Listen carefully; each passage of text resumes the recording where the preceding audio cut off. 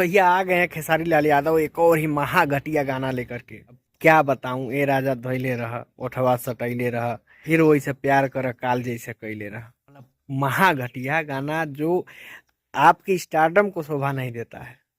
इसीलिए कुर्सी हिल रही है। छोटे सिंगर कोई गाए, समझ में आता है एक बार को कि पॉपुलर होने के लिए कर रहा है। ऐसे ही थोड़ी बोला जाता है आपको कि आप भोजपुरी बर्बाद कर दिए। ये इसका बहुत ज्यादा योगदान है बर्बाद करने में। इतना बड़ा घटिया गाना बनाने की आपको क्या जरूरत पड़ गई? आपको क्या लगता है कि ऐसा घटिया गाना बना करके फिर आप चर्चा में आ जाएंगे? नहीं आएंगे। बुराई एक तरफ होती है और अच्छाई एक तरफ होती है। कितना भी चर्चा हो ले, होता है ना, होता है कि एक विख्यात होता है, एक कुख्यात होता है। तो आप कुख्यात होते जा रहे हैं और ये ऐसे चीजें, ऐसे कामों से आप कुख्यात ही होते रहेंगे। कोई मतलब नहीं है। बहुत ही बेकार घटिया। जितना आपकी सोच है उसके हिसाब से ही गाना भी है।